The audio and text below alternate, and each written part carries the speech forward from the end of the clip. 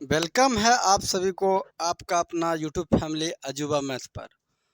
और चलिए, आज आप डिस्क्रिप्शन में देखबे किए होंगे, थंबनेल में थंबनेल जो लगा हुआ उसमें देखबे किए होंगे कि ये सवाल मैथ का है। तो चलिए सीधा शुरू करते हैं। मैथ का सवाल नंबर 1 करा, निम्नलिखित में कौन सा केंद्रीय प्राकृतिक प्रवृत्ति की माप नहीं है? प्रवृत्ति की माप नहीं, तो इसमें दिया ऑप्शन में करा माध्य, ऑप्शन बी में करा माध्यक, ऑप्शन सी में करा बहुलक और ऑप्शन डी में करा मानक विचलन। तो इसका आंसर हो जाएगा ऑप्शन नंबर डी हो जाएगा, यानी मानक बहुलक, मानक विचलन। मानक विचलन में इसमें जो है ना केंद्रीय प्रवृत्ति नहीं दिखाई देता है। तो नेक्स्ट अगला सवाल, सवाल नंबर 2 और दूसरा नंबर सवाल में कहता है कि प्रेक्षण 14, 15, 13, 16, 14, 15, 17, 13, 15 का बहुलक है। बहुलक तो जो बहुत बार आता है ना वही बहुलक कहलाता है। ऑप्शन में ए में करा 13, ऑप्शन बी में करा 14, ऑप्शन सी में करा 15, ऑप्शन डी में करा 16। तो इसको बिना बनवाए हुए नहीं बना पाएंगे। तो देखिए यहाँ पे 14, 14 क्या बार आया है? तो गिनिए 1, 2, 2 बार। तो 14 2 बार आया है। अगला है ऑप्शन में क्या 13 है। चलिए 13 है, तो 13 देखिए क्या बार है। ऑप्शन दे के ही कर लेंगे क्योंकि बिना ऑप्शन का खटते रहेंगे। 13 में करा है 1, 2, ये भी 2 ही बार है। चलिए 15, ऑप्शन नंबर 15 देखिए 1, 2, 3। तो ऑप्शन 15 जो है 3 बार है। एक ऑप्शन डी में दिया हुआ, तो डी में देकर रखा है कितना 16। तो 16 देखिए क्या बार है 16, एक मात्र एक बार है। तो एक बार हो गया 16। तो देखिए बहुलक मतलब बहुलक, बहुलक यानी बहुत बार बोल आने वाले शब्द को ही बहुलक कहते हैं। तो इसमें सबसे बेहसी बार कौन आया 15 आया। तो 15 कौन चीज में दिया हुआ ऑप्शन नंबर सी में दिया हुआ। तो 15 हो जाएगा सबसे बहुत बेसी बार आने वाला बहुलक, जो कि दो का ऑप्शन नंबर सी हो जाएगा सही आंसर। नेक्स्ट अगला सवाल, सवाल नंबर हो जाएगा 3 नंबर। और तीसरा नंबर सवाल में कहता है कि प्रथम 5 प्राकृतिक संख्याओं का माध्य क्या है, यानी है। ऑप्शन में कह 2, 3, 10, ऑप्शन डी में कह 20। तो देखिए माध्य निकालने के लिए बिना बनाए नहीं मारना, नहीं तो मारिएगा गलत हो जाएगा।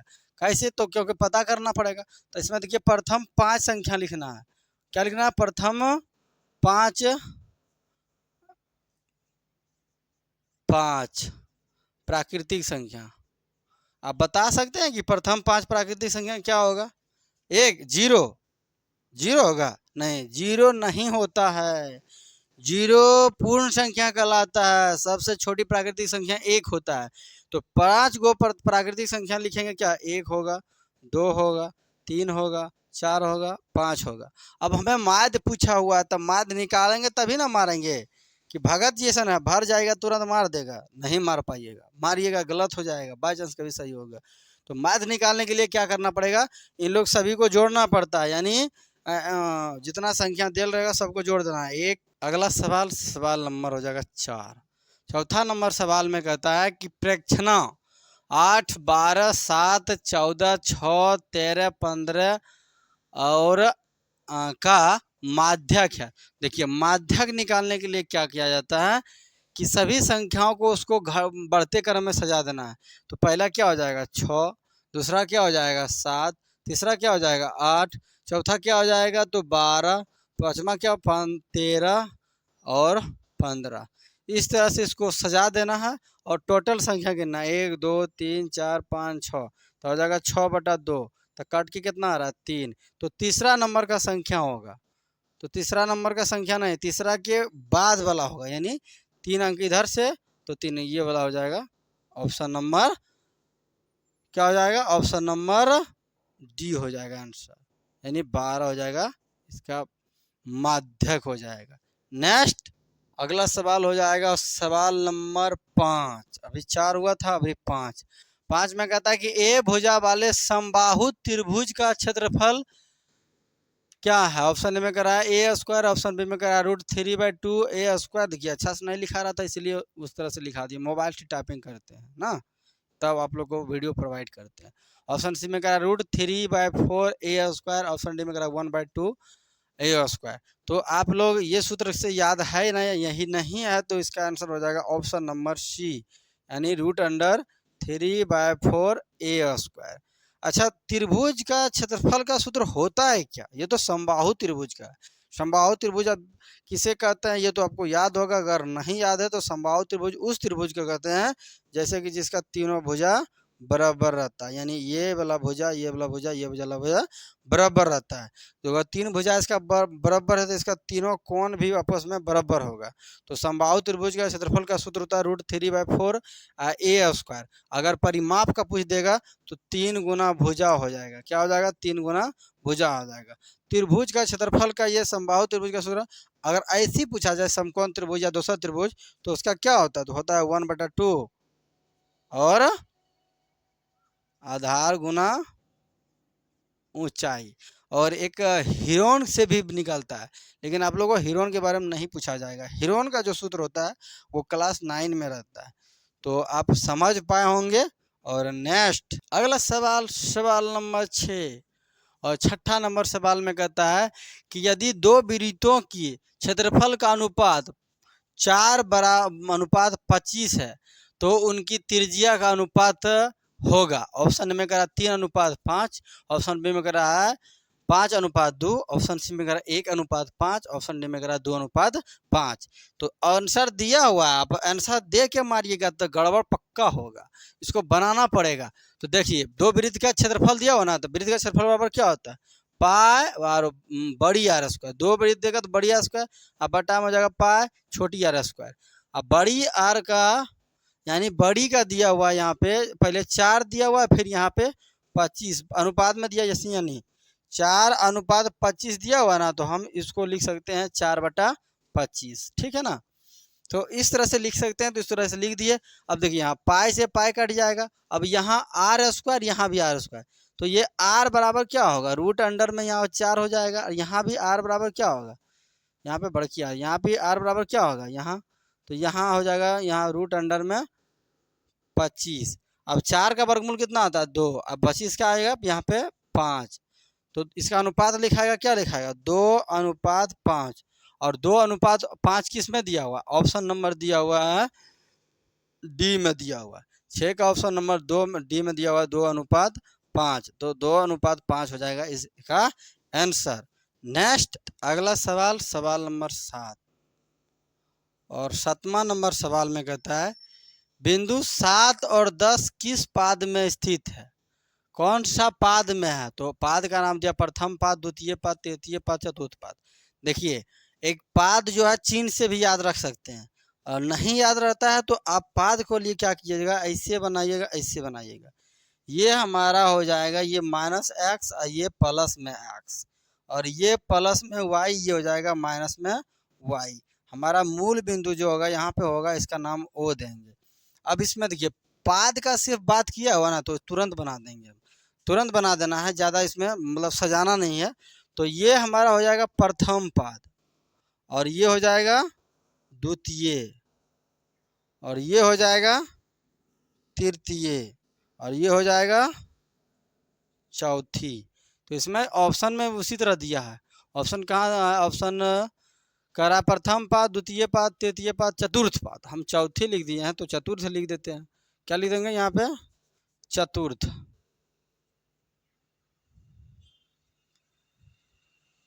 ये हो जाएगा चतुर्थ पाद। अब आपको ऐसे याद रखना है तो रखना, अगर नहीं याद रखना, देखिए ये प्लस का चिन्ह है और ये भी प्लस का, तो यहाँ पे हो जाएगा प्लस और प्लस। ये x वाले होता है, ये y वाले होता है। यानी आपको पढ़ा गया होगा कि पहले x होता है तब ये y होता है, यानी पहले भुज होता है तब यहाँ भुज होता है, तब तुम्हारा कोटि होता है। पहले भुज तब कोटि, यानी पहले x तब y। तो यहाँ पे दोनों प्लस रहेगा तो वो प्रथम पाद कहलाएगा। अगर यहाँ पे x पहला रहेगा माइनस में और दूसरा रहेगा प्लस में, तो ये हमारा हो जाएगा द्वितीय पाद। अगर यहाँ पे दोनों माइनस में रहेगा x और इधर वाला x y, तो ये दोनों चिन्ह अगर माइनस में रहेगा तब वो हो जाएगा तृतीय।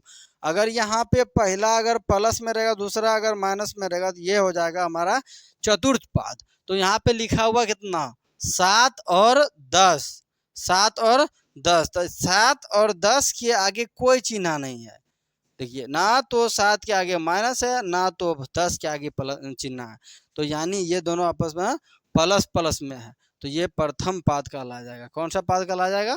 प्रथम पाद कहलाया जाएगा, जो कि ऑप्शन नंबर ए में दे के रखा है, प्रथम पाद। आंसर हो जाएगा 7 का ए। तो आपको पूरा इसका विवरण बता दिया गया है, आप समझ के याद रख सकते हैं, आपको बनाने में बहुत सा सब मदद होगा। नेक्स्ट अगला सवाल, सवाल नंबर 8, और 8वां नंबर सवाल में कहता है कि एक्स अक्ष पर स्थित किसी बिंदु के निर्देशांक का रूप होगा। ऑप्शन ए में कह रहा है एक्स और 0, ऑप्शन बी में कह रहा है एक्स एक्स, ऑप्शन सी में कह रहा है एक्स नहीं 0 वाई, ऑप्शन डी में कह रहा है एक्स वाई।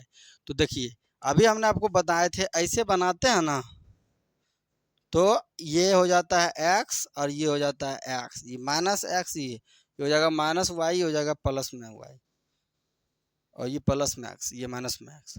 तो इसमें एक्स अक्ष पर रहने के लिए, एक्स अक्ष पर यानी ये हो जाएगा 0 वाला, तो एक्स अक्ष पर यहीं पर रहने के लिए या तो इधर पर रहने के लिए वाई का मान 0 होना चाहिए। वाई का मान क्या होना चाहिए? 0। अगर वाई का मान 0 नहीं होता है तो वो बीच में चल जाएगा। तो अगर एक्स पर रहने की बात करेगा तो वाई का मान 0 लिखना है, अगर वाई पर रहने का बात करेगा तो एक्स का मान 0 लिखना है। तो ऑप्शन इसमें दिया हुआ था, तो इसका आंसर हो जाएगा ऑप्शन नंबर ए, यानी हो जाएगा एक्स और 0 आंसर। नेक्स्ट अगला सवाल, सवाल नंबर हो जाएगा 9। नंबर सवाल में कहता है कि बिंदुओं P 5, 7 और Q B 8 और 11 के बीच की दूरी होगा। ऑप्शन में करा है 31 इकाई, ऑप्शन बी में करा 5 इकाई, ऑप्शन डी में करा सी में करा 13 इकाई, ऑप्शन डी में करा 6 इकाई। तो बिंदु देखिए P का मान कितना देख रखा है, यहाँ पे ऑप्शन मारेंगे, यहाँ पे P का मान कितना देख रखा है, 5 दिया हुआ और 7 दिया हुआ है, और Q का मान कितना दिया हुआ है, तो यहाँ पे जो है बड़ी Q लिखा हुआ है, बड़ी Q का मान कितना दिया हुआ है, यहाँ दिया हुआ 8 और 11 दिया हुआ है। और हमें पूछा हुआ है कि P और Q का दूरी बताएं, यानी P और Q का दूरी बताएं। तो इसको सूत्र ये आपने याद किया होगा, अगर नहीं याद किया हुआ तो इसका हो जाएगा, होता है x1 माइनस x2 का होल स्क्वायर और प्लस y1 माइनस y2 का होल स्क्वायर। तो इस ये वाला जो हो जाएगा हमारा x1 हो जाएगा, ये y1 हो जाएगा, और ये वाला जो हो जाएगा x2 हो जाएगा, y2 हो जाएगा। तो इस तरह से दोनों रहता है। अब इसमें से बैठा के निकाल दीजिए, तो रूट अंडर हो जाएगा 5 माइनस 8 का होल स्क्वायर और प्लस हो जाएगा 7 माइनस 11 का होल स्क्वायर। ये बच जाएगा यहाँ पे -3 का होल स्क्वायर और प्लस ये बच जाएगा -4 का होल स्क्वायर। जब यहाँ से हो जाएगा -3 गुना -3 होगा तो हो जाएगा ये 9, और प्लस 4 -4 गुना 4 होगा तब हो जाएगा यहाँ 16, तो जुट के हो जाएगा रूट अंडर 25। तो इसका निकल के कितना आएगा, तो यहाँ पे आ जाएगा 5 इकाई। तो बिना बनाए हुए अंदाज नहीं मार सकते हैं, मैथ का ऑब्जेक्टिव है, वन शॉट क्वेश्चन मैथ का है। तो इसका आंसर हो जाएगा 5 इकाई, जो कि ऑप्शन नंबर बी में दिया हुआ है, 5 इकाई। आप हिंदी नहीं भी पढ़िएगा, मार दीजिएगा, और सारे सब विषय यानी ट्रांसलेशन सलेशन खाली बनाने ऑब्जेक्टिव सब मार सकते हैं, लेकिन खाली मैथ का नहीं मारना है, मैथ को बना के ही मारना है। नेक्स्ट अगला सवाल, सवाल नंबर 10, और 10वां नंबर सवाल में क्या करा है, मूल बिंदु के निर्देशांक हैं। तो ये ऑप्शन ए में करा 0 0, ऑप्शन बी में करा 1 1, ऑप्शन सी में करा -1 ऑप्शन डी में करा 1 0। तो अभी कई बार बता चुके थे आपको इस वीडियो के अनुसार कि मूल बिंदु का मान जो है ऑप्शन नंबर ए वाला हो जाएगा, यानी 0 0 हो जाएगा। एक्स का मान भी 0 होना चाहिए और वाई का मान भी 0 हो जाना चाहिए, तो वो हो जाएगा मूल बिंदु। नेक्स्ट अगला सवाल, सवाल नंबर 11। 11वां नंबर सवाल का क्वेश्चन कहता है कि निम्नलिखित में कौन सी सबसे छोटी प्राकृतिक संख्या, ऑप्शन ए में करा 0, ऑप्शन बी में करा -1, ऑप्शन सी में करा 1, ऑप्शन डी में करा 2, तो ये प्राकृतिक संख्या आपको हमने पहले बताए थे, अगर नहीं याद है तो आपका हो जाएगा सबसे छोटी प्राकृतिक संख्या जो होगा ऑप्शन नंबर सी में 1 हो जाएगा। अगर पूर्ण संख्या की बात करेगा तो सबसे छोटी पूर्ण संख्या हो जाएगा 0 हो जाएगा।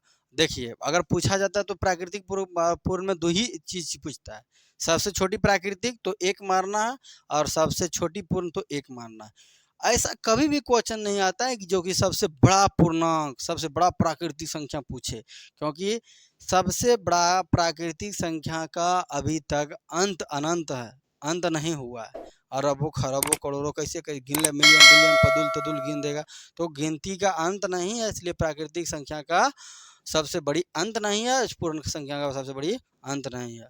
इस वीडियो में मैथ का मात्र 11 हिसाब रहा, और अगर अच्छा लगा तो वीडियो को कमेंट में लिखें कि सर और बनाइए।